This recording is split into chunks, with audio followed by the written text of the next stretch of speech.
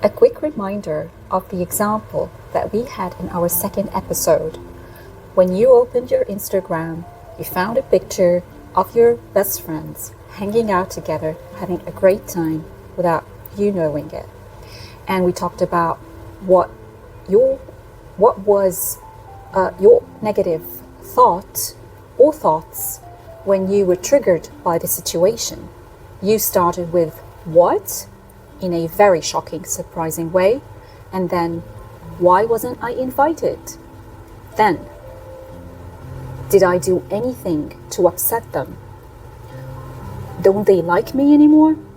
Please see the sequence of your negative thoughts and how they are taking you down, how you are being drowned in your negative thoughts because of the trigger or the situation you found yourself in.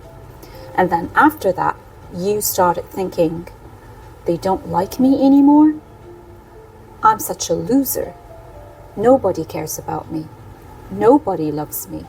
And so on. See, just focus on the sequence of your negative thoughts and how you're being drowned in it.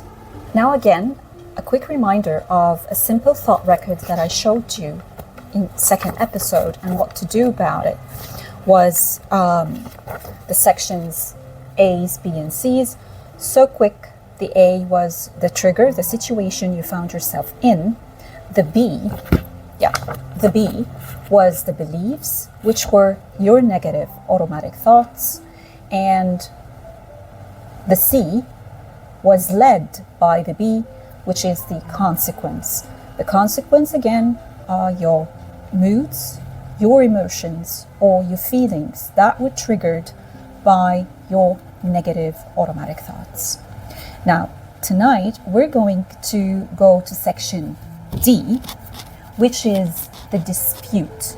Tonight, we're going to dispute these negative thoughts, each and every one of them, and see the evidence that supports your negative thoughts and the evidence that does not support your negative thoughts. So if you're ready, let's begin. Now, if you remember what we did in our second episode, when we started rating each and every negative thought, and then we rated each and every consequence, each and every feeling you had with, in addition to your physical sensations, if you had any of them. And then we rated, we said that the most intense thought, negative thought, is what we're going to call your hot thought. And this hot thought led you to have the feeling of sadness. For instance, that took the highest or the most intense feeling led by your negative thought or your hot thought. Now, it was the sadness. So, I'm a loser. Nobody loves me. It was 95%. It was the highest rate. So that was your hot thought. And then you had the sadness that was the highest or the most intense feeling triggered by your negative thought. It took 90%, right? Among other feelings, of course. So the hot thought is, I'm a loser, nobody loves me. Now, this is the hot thought. What we're going to do now is dispute this hot thought and see the evidence. Now, I made you a table with my own handwriting. I hope it's clear enough so you can understand what I mean. I'm not sure you can see, but we'll see. Now, I just need you to understand the idea. You can just do it by yourself, right? So, it's a table of 2 sections. The first section is the evidence that supports your hot thought, which is, I'm a loser, meaning that this is your evidence that you really think you're a loser, why you think you're a loser, and you write these thoughts down. Then we will go to the second section of the dispute again, which we will call it the evidence that does not support your hot thought, meaning that eventually you will find maybe you're not a loser anymore. So let's begin. Now, your hot thought, I'm a loser. Nobody loves me. What's your evidence that you are a loser? You really are a loser. Why do you think you are a loser? Well, I got some ideas from my own examples, of course, but of course you will be having, because we're all different, you'll be having different thoughts about yourself. Why you think you're a loser? Well, I always feel awkward around people. I never have anything funny to say. I'm not fashionable enough, and so on. This is just a sample of the example. Now, let's take the first one. The evidence that supports your idea or your hot thought that you think you are really a loser is that I feel awkward around people. Now, how about thinking about how other times you were not feeling awkward, maybe at the office, maybe with your colleagues, maybe when you were out with your friends, you did not feel awkward, or you were very comfortable around them. You write that down in this other section, so you don't always feel awkward. Sometimes you feel comfortable, right? So the second thing is, I never have anything funny to say to my friends, so you don't make them laugh. That's why I'm a loser for them. That's why you don't get invited, right? Okay, let's go to the evidence that does not support your idea of being a loser. Well, first things first, never, using the word never is actually an over-generalized idea or thought that you should never, ever use as being an accurate idea. Because never is not accurate. Because somehow, sometime in your life, definitely you said something funny and your friends just laughed way too much. Or maybe your sister laughed. Or maybe your parents laughed about something you said. So at some point, sometimes you say funny things and people actually laugh. So you're not supposed to say never, because it's never, you know. So never should not be ever used, because it's an overgeneralized, and you don't want to generalize things. Just as always, you know what I mean. So never is an overgeneralized idea that is not so accurate, so don't use that. And when you just take it out of the sentence, you can think that, well, that day I remember I said something funny and my friends laughed, or my parents laughed, or my colleagues laughed, whatever.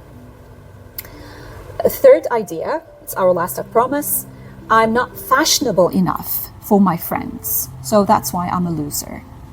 Well, this is the evidence that supports your negative thought, that you're a loser, right? How about some evidence that does not support you being a loser? Well, I remember the day that I put on makeup, or I smelled amazing, or I had a beautiful haircut, and I was dressing up, and so and so and so told me how beautiful I was, or how fashionable I was. Somehow, sometime, right? Or one of these friends who hanged out that night, they are the ones who told you how beautiful you are. So maybe you're fashionable as well.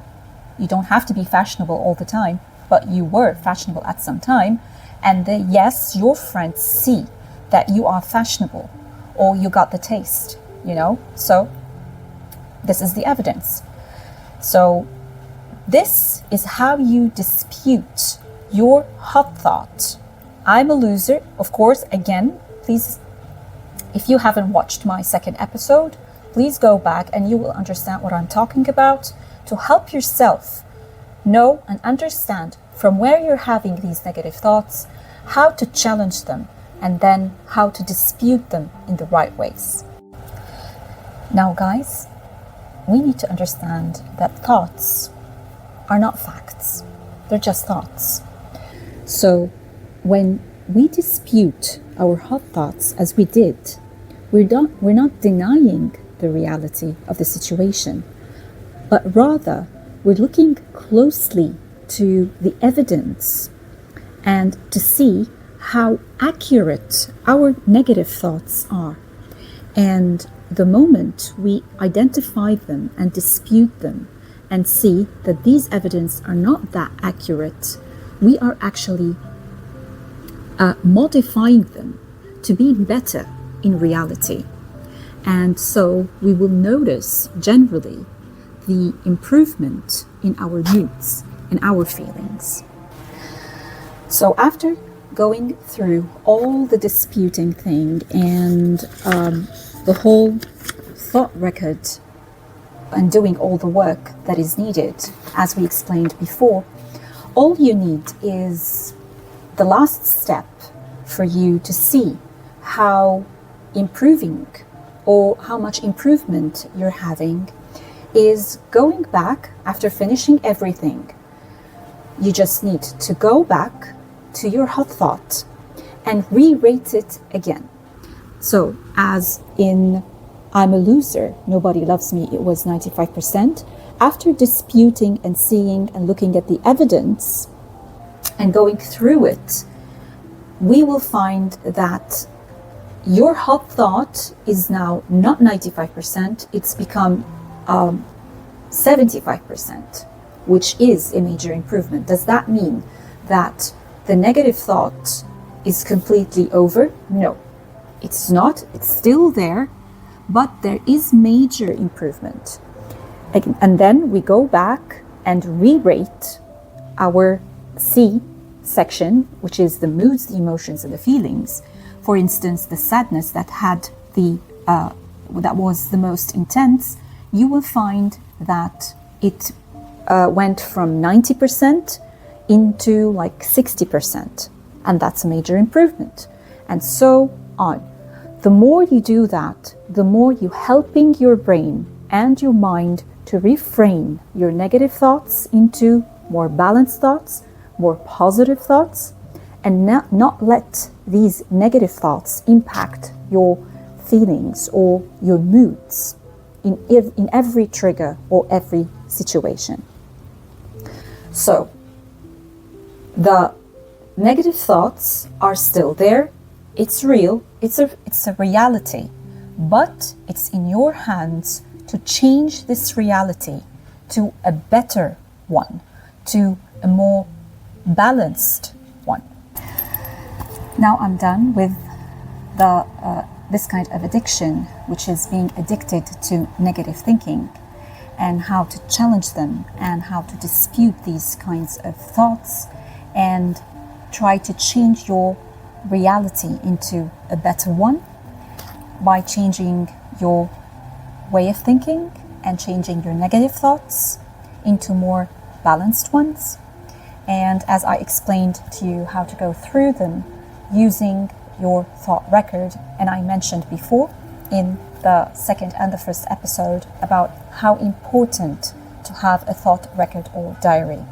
And by the time, I can promise you that you will not need them anymore, because your brain will be doing his thing automatically.